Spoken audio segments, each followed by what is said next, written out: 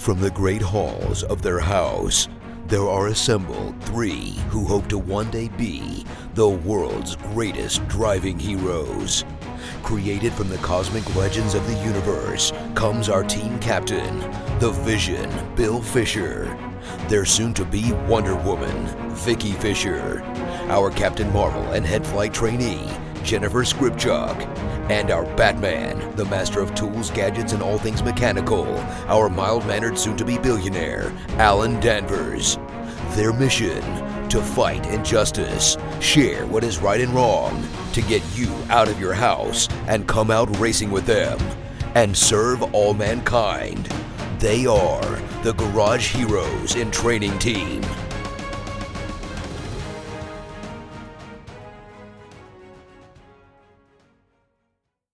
Dominating with Dawson.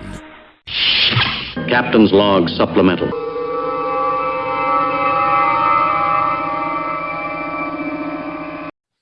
So, Miss Vicki.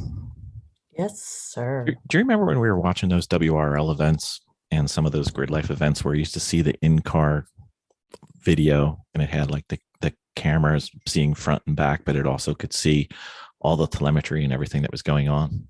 Mm-hmm. You know, most of the ones that we liked were taken by the Sentinel system. Remember James came on our podcast earlier? Right. You know, we have no excuse since he lent us one for trial and demonstration purposes. We should actually probably put that in one of our cars. Maybe two. I really think we should. I think we should. I know. Because then we'd look like the immature endurance racing team that we are. Oh, wait, I mispronounced that, didn't I? Sorry, my bad.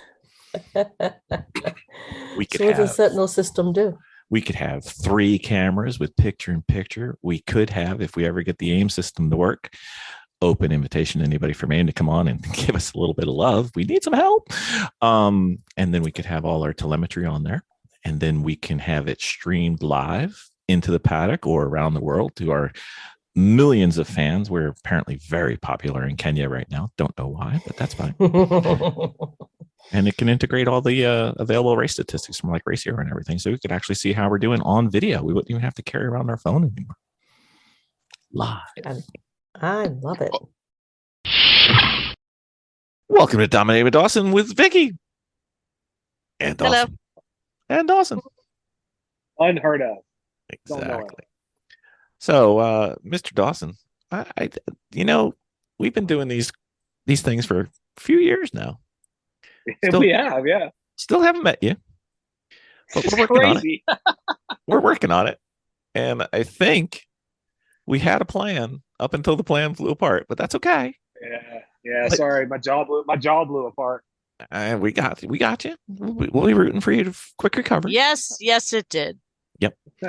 So most of the time I ask you a question, I either know the answer or I know what your answer is going to be, but this one I don't. Wow. Okay. Let's play Stump the Chump or whatever. It's not Stump the Chump. It's not Stump the Chump. This is one I just don't know what your answer is going to be. I know 100% what Miss Vicky's answer is going to be, but I'm not sure what Mr. Dawson's answer is going to be. So you usually have a very well tuned guess. I do. I can't wait to hear. I have 0 guesses on you and 100% on Vicky, so I'm still 50-50. Okay. Wild. Ben Dawson, what are your thoughts related to the concept of competing with the other drivers versus competing with yourself on track?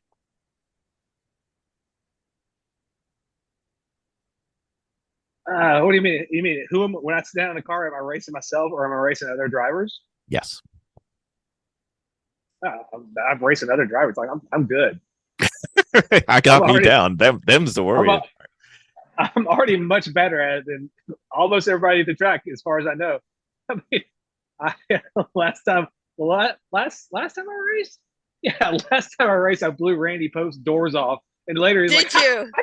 I didn't even know there's anybody out here, any fast cars or anything. It's like he's all flustered than anybody. He's like, I wasn't even watching my mirrors because who's out here, So yeah, statistically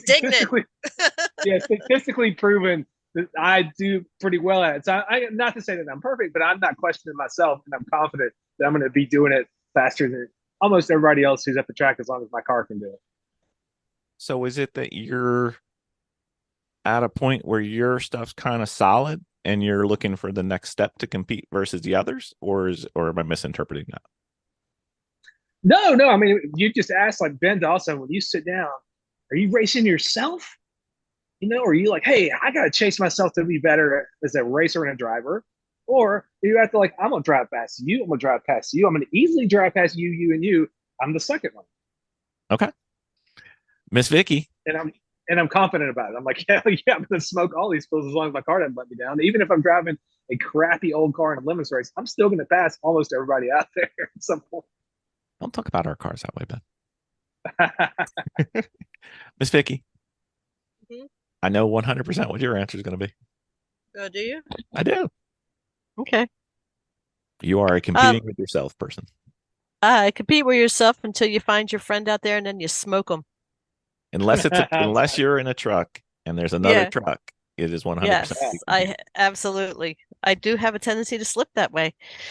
So, but in the beginning, you should be, practicing and racing yourself, and Yeah. but you do come to a certain point when you do start finding your people, and then you're able to transition and start racing other people.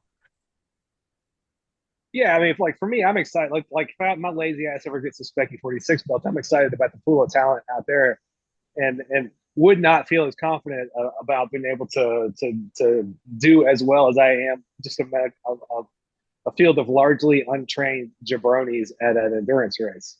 You know what I mean? I wouldn't expect to go out there in a Specky field full of Specky 46s and immediately clean up. Now, like I feel like if I had a representative example of the car and knew the track well enough, I'm sure I could do okay. I'm not assuming that I'll come in dead last, but I'm also certainly not assuming that I can go up there and run with the people who are used to driving these cars very well and are also very good drivers in their own right. So my answer is dependent on what we're talking about. But if we're talking about the kind of amateur endurance stuff that most of us do, I can tell you for sure that I have the ability to do it better than most of the people who are sitting there. Right. Okay, so we've gotten to the point where we know where you two lie.